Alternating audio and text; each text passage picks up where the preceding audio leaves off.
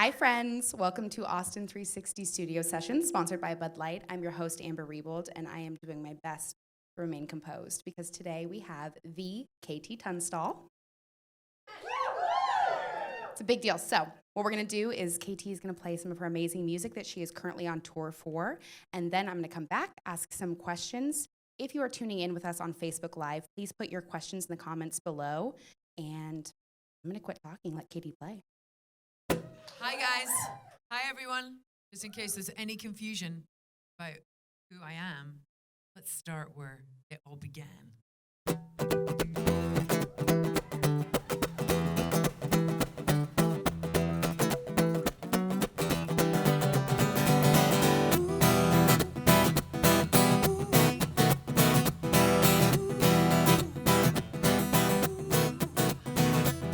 Oh, my heart knows it better than I know myself, so I'm gonna let it do all the talking.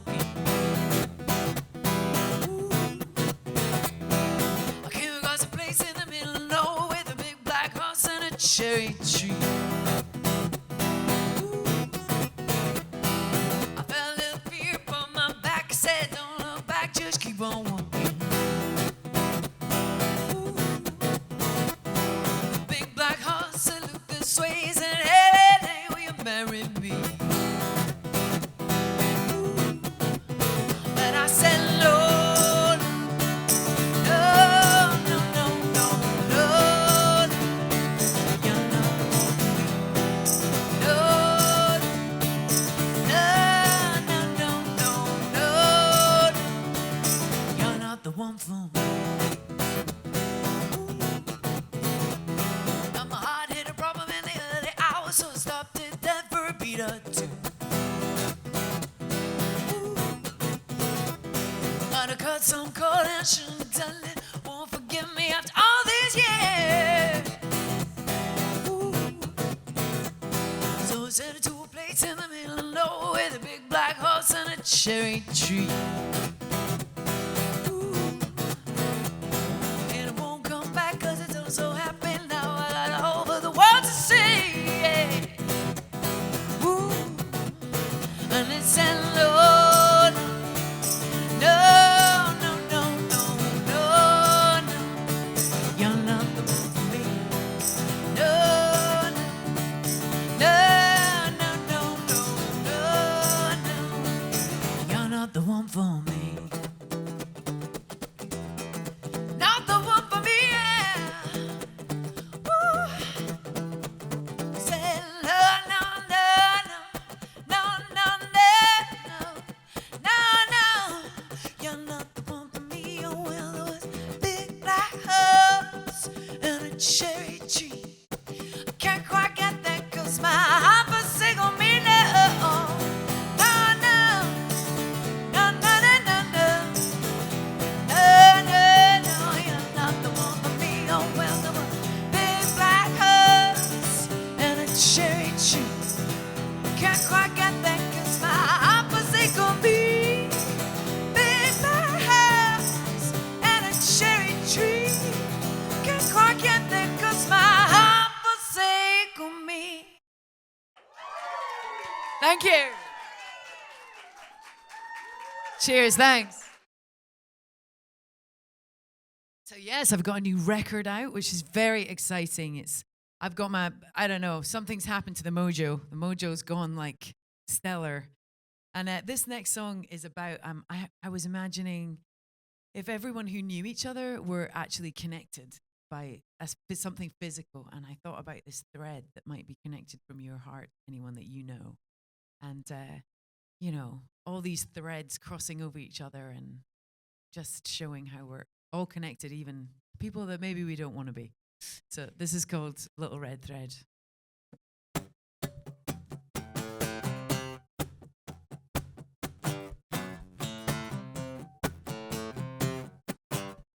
I love you, love, you know I love the feeling isn't easy being taken away from each other, but I will let you be connected to me by a red thread tying us to one another,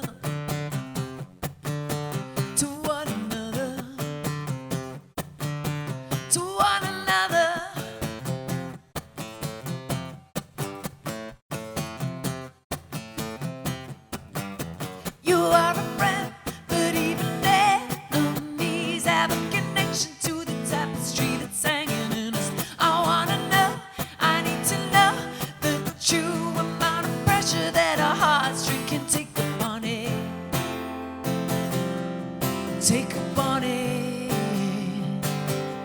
When we find out that it's all, find out that it's all just a made of a little red thread. Find out that we're all, find out that we're all just a made of a little red thread. Is there a way to be away from you without it leaking in my soul, making everything harder?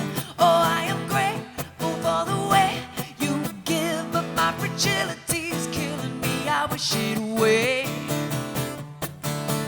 I wish it away. I wish it away. Oh, oh. When we find out that it's all, find out that it's all just a made of a little red thread. Find out that we're all, find out that we're all just a made of a little red thread. Oh, when we find out, oh, it's just a little red thread.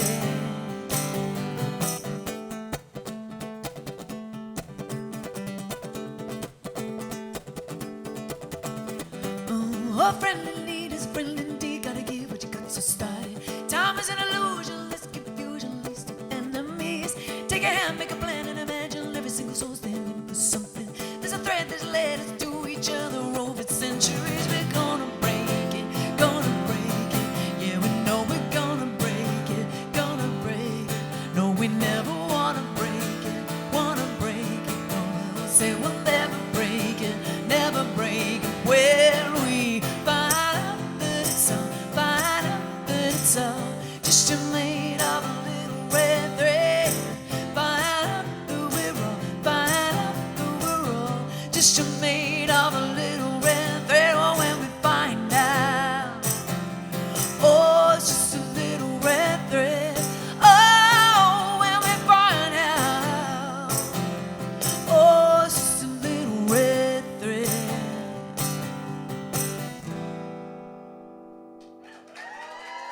Cheers, thank you.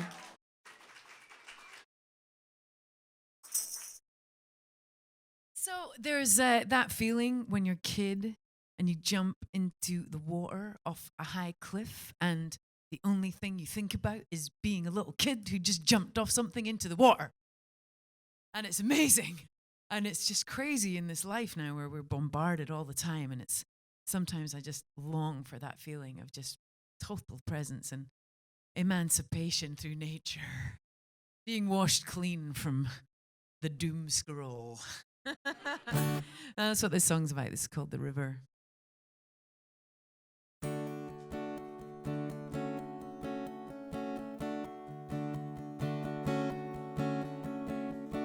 I'm holding on to something I don't want to hold on to. I'm reaching out for something I can't touch, although I know I want to. Taking in the scenery, you're the ghost in my machinery. When I was good as gold, I was good as gold. Closing up the avenues to places that I never knew, and I'll never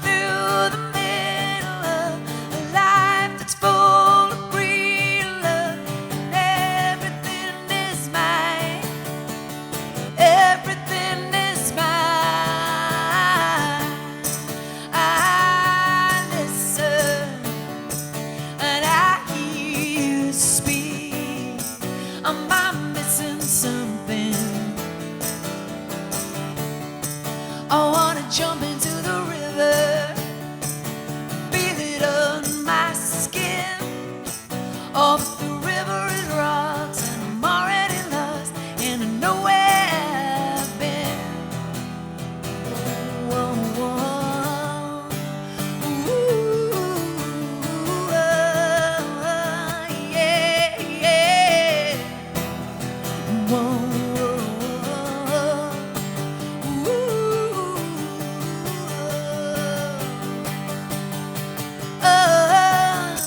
I listen and I hear you speak.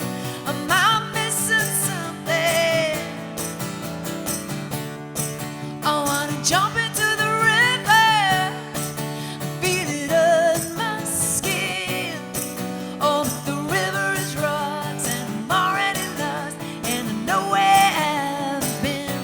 Oh, I know where I've been. Yes, I know where I've been. Thank you. Cheers. Thanks so much. So, heroes. Who's got heroes? Tell me who they are. Anyone? Huh? Your mom. Oh, that's so sweet. Any musical heroes? Not me. Someone else. Judy Garland. That's such a good shout. Anyone else? Madonna. Come on, Madonna. So, well, I think I'll go for, well, Chrissy Hind, Tom Petty,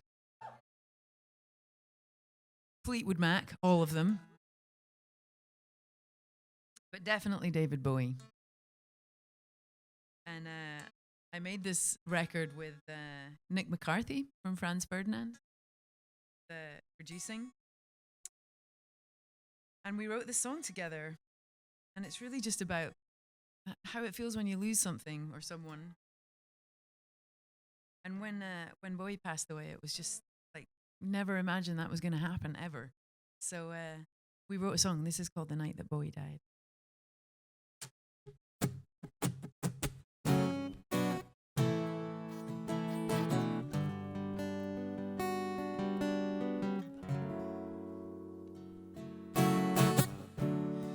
All the pain and the fear designated. There's a number of tears to cry. So welcome to this life. Oh, it ain't easy. Plant some flowers in the garden or driving in your car. Even when we're laughing, no matter where we are, tears are made for crying. Just give up the fight. Dawn is waiting for me at the end of this long night. How much can a body be broken? Am I getting too close to the fire? Oh, so let me hear the choir.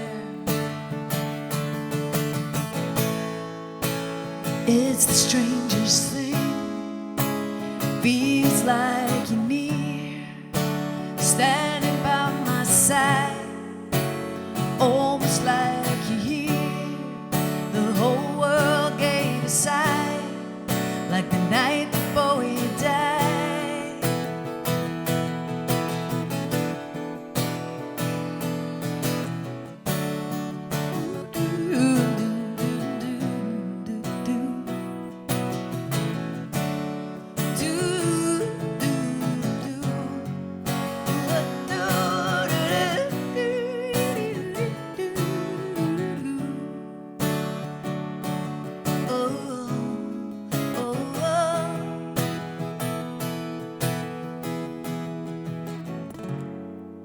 So come a little closer so I can see your face.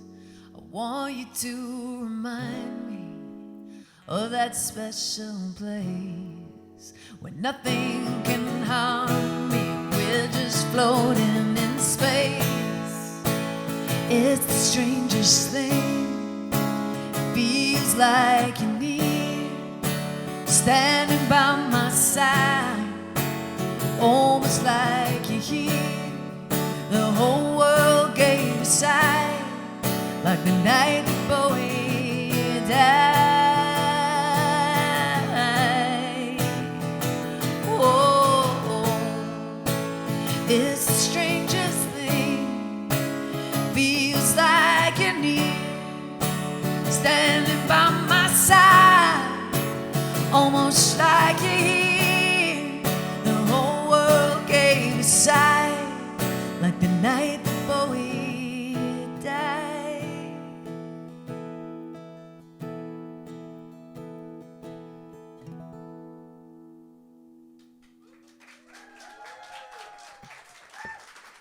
Cheers, thank you. So carrying on with hero themes. Before my first record came out, I'd got my record deal. I was trying to write songs, sitting there going, what do I want to write about? And I was sitting there looking at the cover of Patti Smith's record Horses, and this cool photo of this woman, and it was taken by Robert Mapplethorpe, who they were very, very intimate friends. And there's this gaze she has where she's not trying. And I'd spent 10, 15 years trying to get somewhere and trying to be a musician and trying to write songs. I was like, wow, this woman, she's not trying. She's just being. And I wrote this song about that photograph.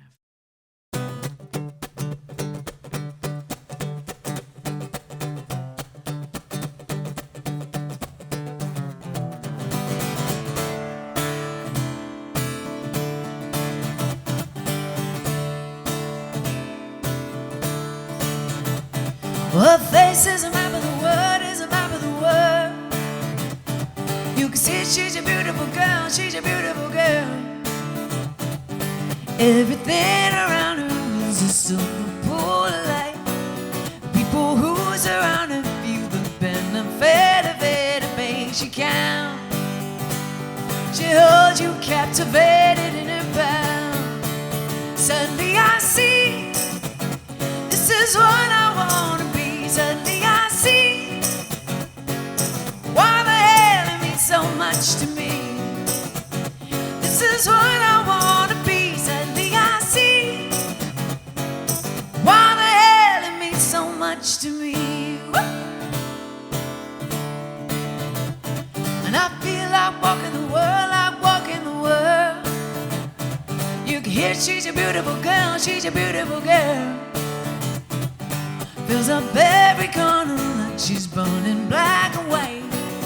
Makes you feel warm when you're trying to remember what you heard. She likes to leave you hanging on a word.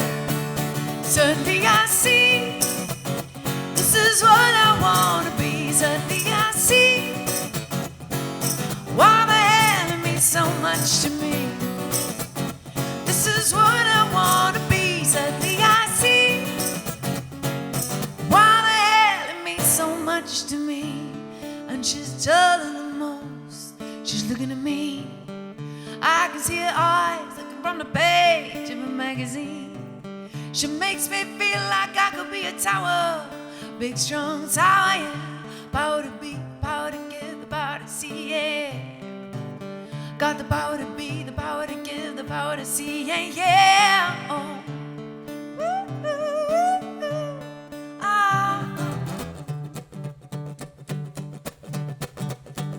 Yeah. Oh. Well, got the power to be, the power to give, the power to see, yeah, yeah. Power to be, the power to give, the power to see, yeah, yeah. Power to be, the power to give, the power to see, yeah, yeah. Power to be, the power to give, the power to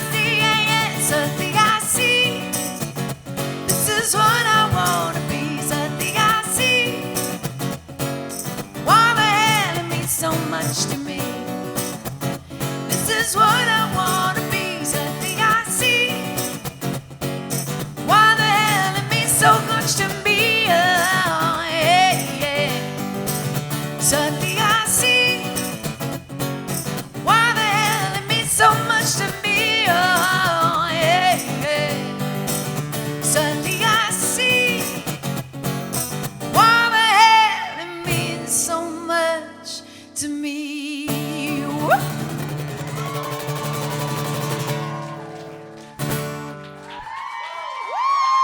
Thank you so much. Cheers.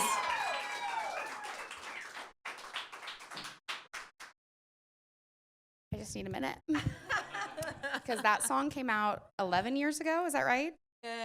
2004. Okay, more than that. It just got out of my head last week, and here it's back now. And I'm super okay with it. I had asked you before the show, and I think it's interesting for everybody to know, when you're writing a song like that, or Black Horse and Cherry Tree, do you know, you're like, this is the one. Here comes my money. This is it. No, I never ever think that. And it's such a funny thing if a song goes, because record companies love to think that they know. And there's definitely something happening now which didn't used to happen when I first started bringing music out, where you have these kind of factories of songwriters, and they literally will, look at tempo and look at song structure and look at where drops are, and there is a formula that will make it much more likely for a song to be a hit than not. But when it comes to singer-songwriters and singing from the heart and just sitting with a guitar or piano and writing a song, it's so difficult to know, because you can try and write a single, but then that's not coming from a place of vulnerability and really sharing something. Usually it's, but I suppose when you get that kind of magical mix of having written something very meaningful, I suppose, like Suddenly I See, that's very meaningful, but also has just a super catchy earworm nature to it. But none of us knew. My label boss knew that Black Horse and the Cherry Tree was a goer. I didn't know. Really? No. I'd just been going around coffee shops with my loop pedal, and people were like, yeah, it's good. Yeah, it's cool. Can you turn that down a little? Actually, I'm on the phone. Yeah, exactly. Like, can I have some more hot milk, please?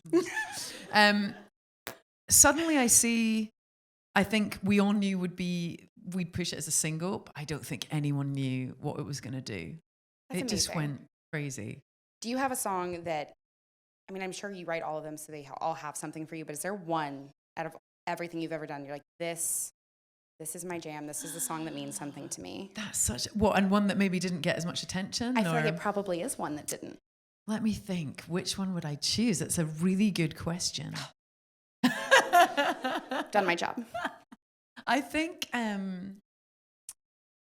my God, I'm really racking my brain now. There was a song from my third record called Umanak Song that I wrote in the middle of the Arctic Circle on a boat. I was like smashing a life preserver and singing and recording it on my phone. Wait, were you in a survival situation? I wasn't in a survival situation. I was like, whoa. No, I was up there on like it was an environmental trip to raise awareness about climate change. And I wrote this song, and I always felt that song, I love that song.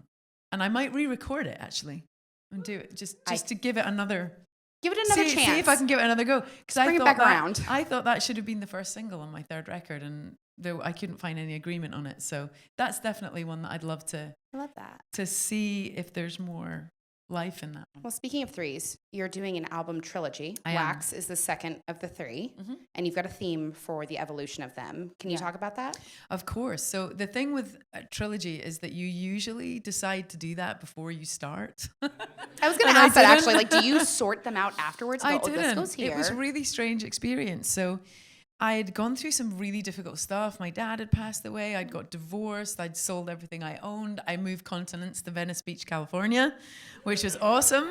Wow. And I kind of pressed the restart button and just sounds like it. Yeah, I started again, and I really actually thought I wouldn't make records for a long time. I thought I was like, I've done amazing things, and I really feel I need to exercise my brain and my soul and my heart in different ways. And so I started to study film composing. So I was writing music for film. And I just got my first nomination for Best Score. It was for a short film with Natalie Emmanuel from Game of Thrones, who's Daenerys Targaryen's handmaiden. So that's super cool. That's amazing. I know, I'm really chuffed. Wait, what are you? What is that? Chuffed. Oh, sorry, no can one you knows explain what for chuffed those of means. us? Chuffed is from the UK. It's not rude, I promise. It just means It's you're okay if it is. happy. Chuffed. You're proud of yourself. So if you ever want Okay. to really confuse someone, go, I just feel so chuffed with myself. I'm gonna steal that. We're gonna bring it in. Yeah, I've not said that much sorry to in derail America you, but I was because like, I forgot whoa. that it doesn't mean anything here. Word of the day. It also sounds a bit like you farted, so it's like it's So let's use it sparingly, so maybe. just so you know the proper use of the word. But so I studied with the Sundance Film Institute and went and did a composer's lab with them, which was incredible. And I thought I was just going to retreat and become a hermit in Venice Beach and write film scores. But then you need to drive living in LA. So I was also driving around Mulholland Drive and Pacific Coast Highway, listening to Tom Petty and Fleetwood Mac. Oh. And I just started writing songs again. Oh, that's awesome. So Kin was born was kind of a phoenix from the ashes. It was really like coming out of some hard stuff. But I realized that it wasn't just surviving that stuff. It was actually feeling really grateful in the end for it, because I learned so much about myself, about other people, about the world. And I think when you go through difficult stuff, hopefully at the end of it, it actually just helps you be grateful for very simple things like lunch. And I love lunch. And being outside and things. I love lunch. I love lunch. Top of my list, actually. I was like sitting at tables going, I love lunch. And I'm having lunch outside. This is amazing. Everything's good. Everything was amazing. So, coming through that stuff was really cool. And I wrote this really kind of triumphant record. And once I took that on the road, meditation had been part of my kind of healing process. And I'd really got into it. And I was meditating and I was on tour and in Nashville. And I was sitting in the park and it was a beautiful day. And I opened my eyes and I just had this really clear vision that Kin should be the first part of 3 records of a trilogy. Each one of them would have 3-letter titles. And it would be soul, body, and mind. And Kin was already the soul record. And I knew also that I really wanted to make a harder rock record. Mm-hmm. So that really resonated with the physical and with body for me, that it's just very present. And the electric guitar is really present on this record. And that for me is the most physical instrument. It's just so powerful. Absolutely. And I think, there's something amazing about electric guitar where it just, if you play it the right way, it just makes you want to trash stuff. It's incredible. It's like just one chord and you're like, ah!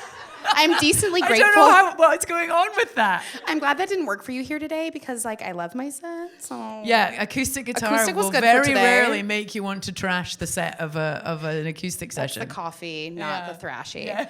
Facebook really wanted to know where they can see you next. What are Hi, your Facebook. Next, yeah, they were. How are you? Where can we see her? Where can we see her? So what are your next few stops? So I am on tour all across the United States, which is super exciting, and I'm playing with the other thing I decided to do with this new record is I'm only using female musicians on the road. And for me, it's like I happen to have bumped into and come across and cross paths with the musicians that I want to play with at the moment are female. It's just happening. Kismet. Yeah, exactly. And it's funny, I did some full band shows in the UK and it was all women, and it's a very rocking album. So, and I was just moaning about there not being enough women in rock music. I was like, hang on a minute, I'm an employer. So I can do this. I need to employ some women. And we knew it was cool, and we're all in there. We're all very good at what we do. But the energy coming back to us of people seeing that was awesome. Even just in going in radio sessions, even when we walk down the street to go and get a coffee in the middle of rehearsals, because we all look like Danny Zuko's lot rather than the Pink Ladies. We're all in like shades and leather jackets. That. And everyone's like, who are they? I want to hang out with you. I want to be cool. So, it was super cool. And so on this tour of the US, it's just me and a female drummer. We're just doing That's so cool. White Stripe style thing, which is really great. Awesome. And so we're here in Austin tonight, and we're doing We're going to Dallas. We're going up to Chicago. We're going to Milwaukee, Detroit. We're going to DC, New York, Buffalo. We're all over the place. You're doing it in a short time too. I saw. I was Yeah. like, wow, she literally gave herself 3 days off. Yes, I don't have many days off. It's true, but I do have a really nice bus. Thank God for brilliant. So Yes. the last question I'm going to ask you was, I was last night thinking, I was like, what is the thing that I'm not going to find that she's been interviewed about before? I want the secret scoop. Yes. But I just want to know, if you were not doing music, like you almost quit doing music, but I mean, even if you weren't doing for movies, no music at all, what would you want to be doing? Honestly, there's so many things I would like to do. I was on Houston Live TV yesterday, and there was a woman from Houston SPCA, and I was like, I would do your job if I didn't do this. That was probably very threatening to her. She's like, she "Please brought don't." this like tiny baby black Halloween cat, Oh, and I was like, you have an Tour cat. amazing job. You should have got a tour cat. Yeah, I love dogs. So I once met this guy, incredible dude, who runs a company that train desert rats in Africa. And he has like a little team of 10 rats, and they're big. They're like this big, but they sound horrible. I'm going to be honest. they're totally trained, and they can sweep an entire football field of landmines because they can smell the landmines, but they're not heavy enough to set them off. So these 10 rats can cover a football field, clear these landmines. Kids can go to school safely without things blowing up.